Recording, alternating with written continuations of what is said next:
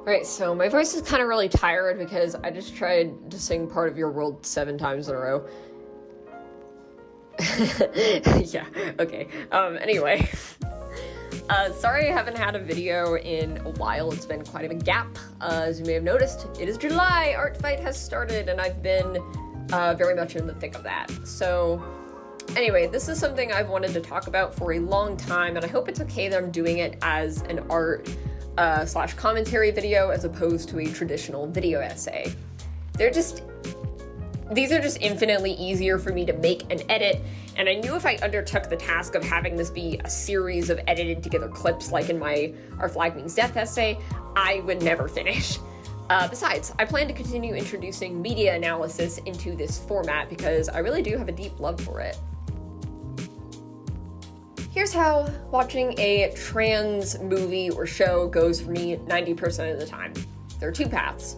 The character is a woman, male to female, and I'm happy for them. I love that representation is there and done with good intentions, but I can't relate to it. I have no idea what it's like to desire womanhood. Quite the opposite, actually. I also think the specific kind of transphobia we face is fundamentally different. Not that one is worse than the other, but that the gendered expectations we're demanded to conform to are completely different. I'm never gonna know what it's like for the world at large to be weird and hateful at me for wearing a dress. Except for maybe when I go on T and actually start to pass, but that's a hurdle I'm willing to face to feel more like myself. The other path is that there is a trans Masc character, and then they're diluted into a translucent mess. No pun intended. One of the movies that has really frustrated me most in recent years and really helped me understand what was pissing me off so bad was Tomboy, a French film made by Céline Sciamma. I'm so fucking sorry. I took French like years and years ago. I even lived in Belgium. This is embarrassing. Anyway, in 2011, the story follows a child named Michael or Laure, depending on who you ask, who I will be referring to with he/him pronouns from now on, out of indignation and stubbornness.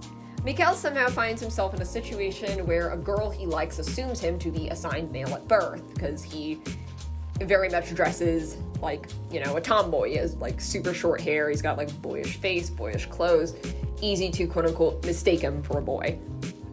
And this causes him to take the leap and fully present socially as a boy under his mother's nose, and with full acceptance of his little sister. He's adopted into a male friend group and goes through the typical trials and tribulations of trans boyhood, until his mother finds out and forces him to out himself to all his friends as Laure. In the end, when the girl he likes decides she is not upset with him after all, she asks his name, and he answers Laure. The creator, despite having written a character who is clearly very content living as a boy, actively shows desire in furthering this practice and is clearly very distraught when forced to stop doing so, opted to not label this character as a transgender boy, instead opting for the ending to be ambiguous. Le film ne se termine pas sur « je suis une fille », il se termine sur le fait de dire son prénom. C'est-à-dire que pour moi, là aussi, on est dans le champ des possibles. La fin du film, c'est la fin du mensonge. Comment tu t'appelles ?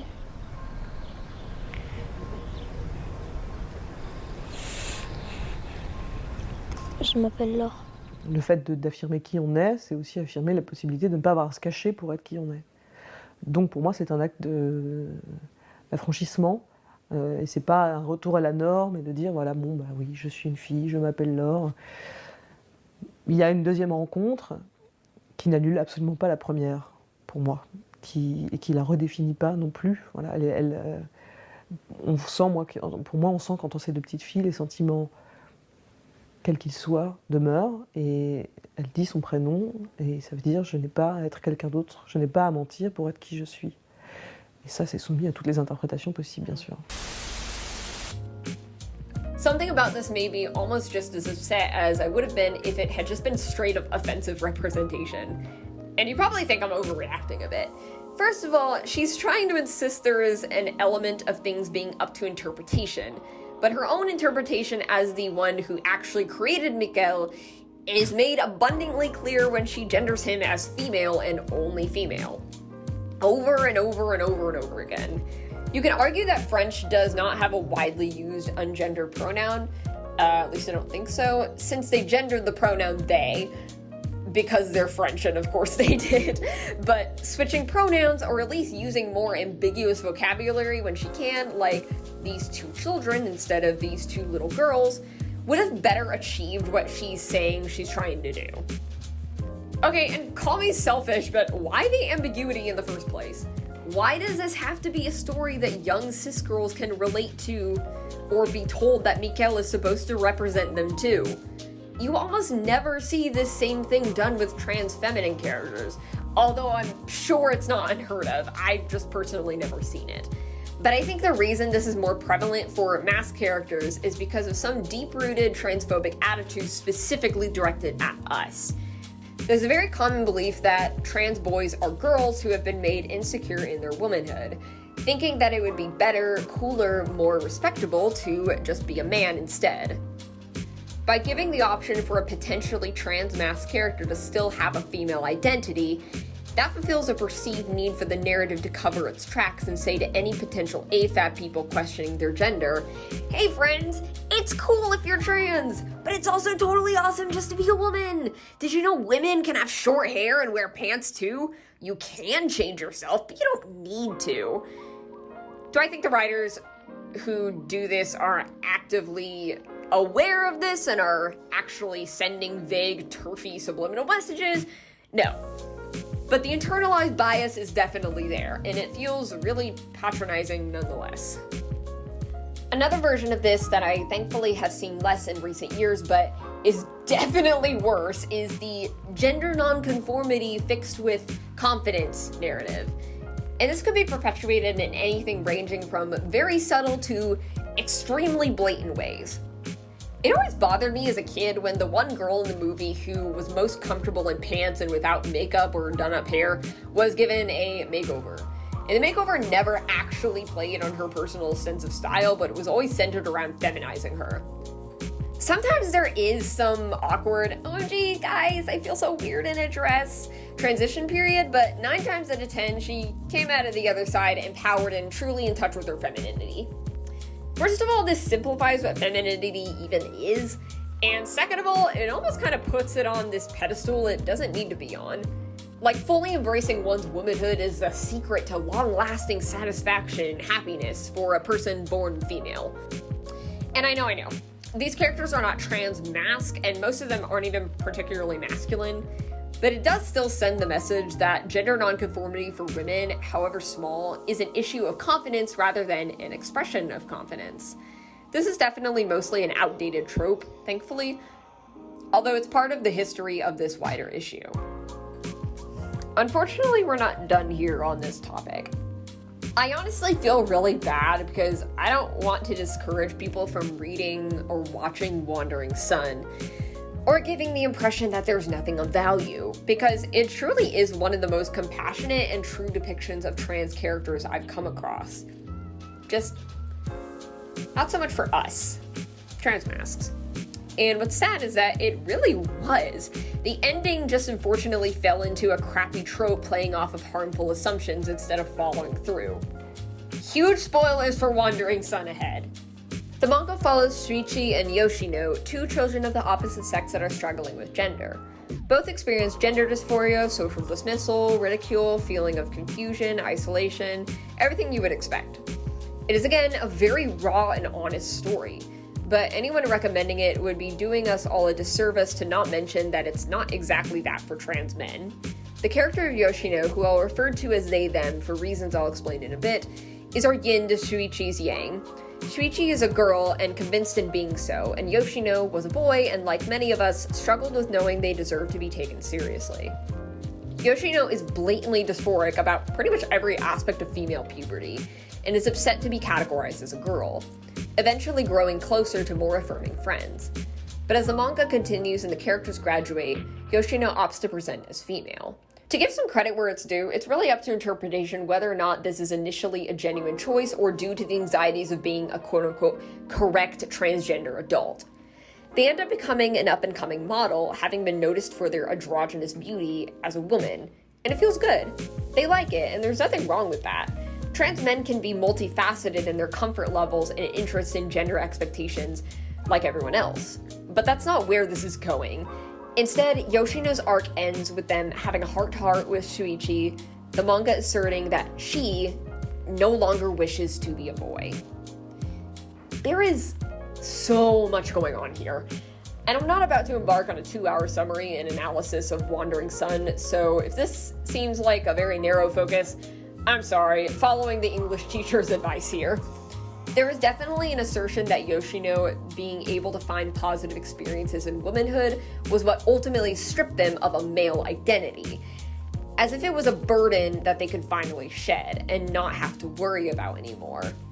This is such a disappointing and simplified conclusion in what could have otherwise been such a deeply poignant and validating representation of our anxieties as trans individuals. We see Yoshino worry about whether they're truly a man instead of trusting how they instinctively feel. What perception of themselves as a person makes them happy and what doesn't?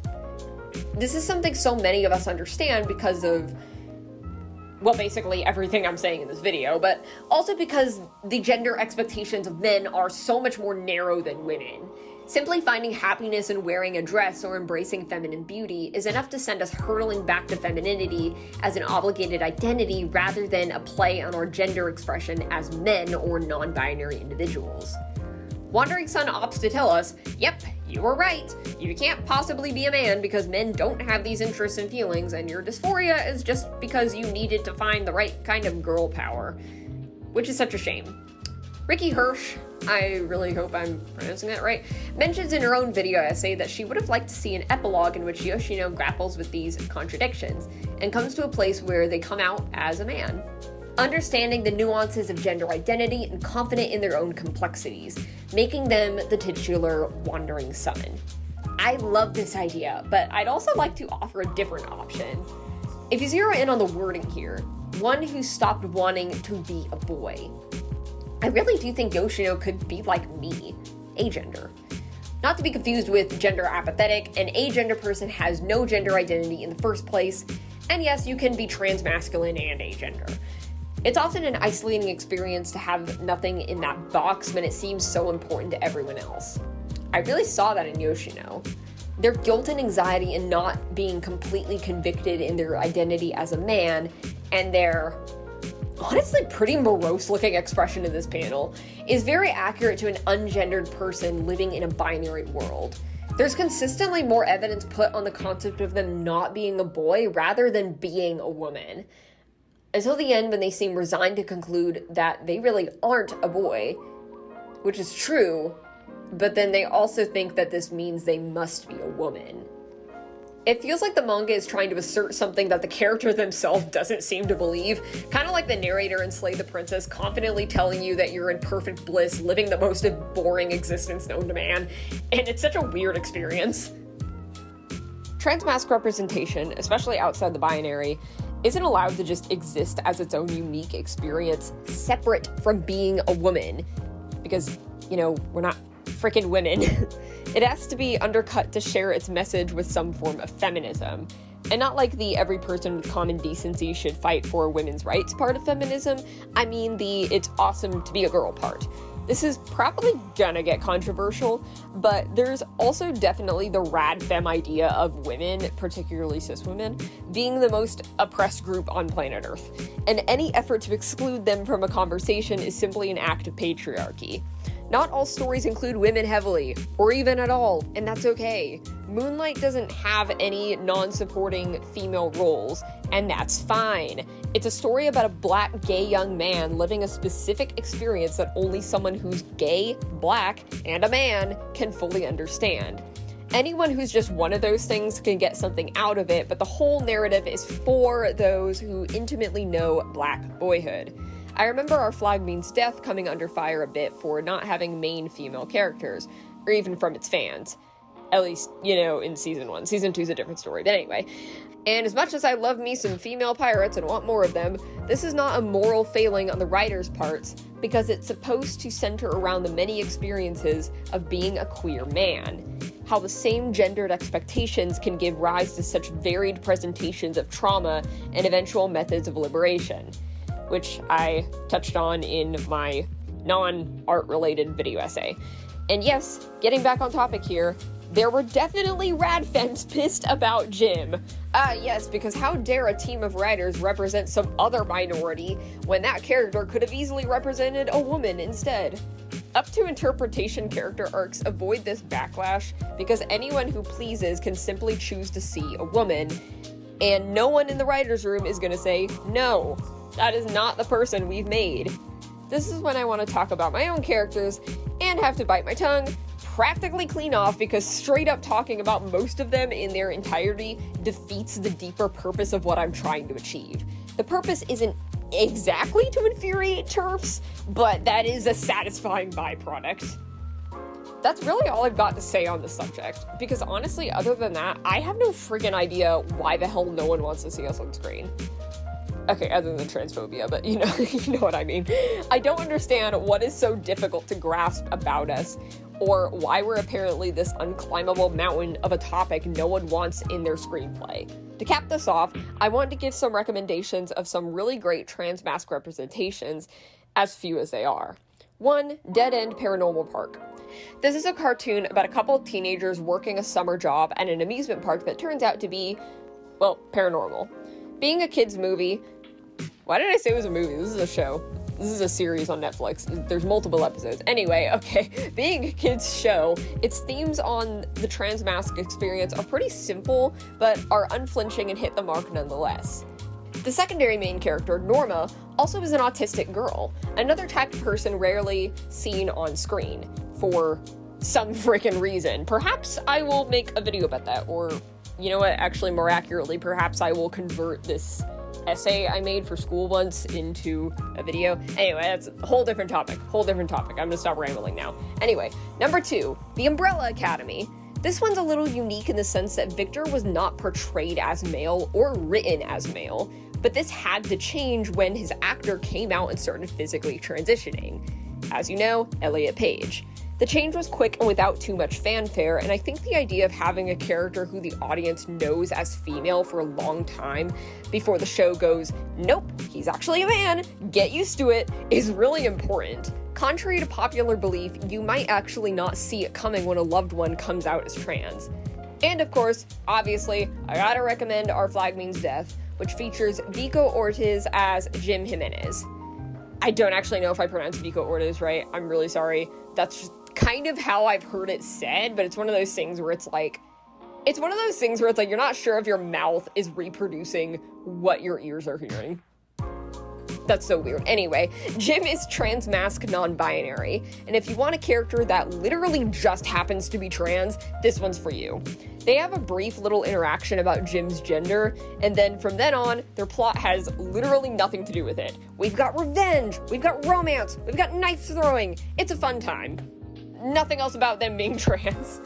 Thank you guys for hearing me ramble. If you guys have any recommendations for good representations of trans men, trans boys, AFAB non-binaries, non-binaries in general, etc., I would love to hear about them in the comments. If you enjoyed the video and want to see more, take the time to give it a thumbs up and maybe even subscribe. If you guys are really into me doing media analysis, please tell me because I would love an excuse to continue doing more of this type of thing. I'm kind of still sussing out what kinds of topics and videos y'all are interested in, so any feedback is great. Alright, see ya!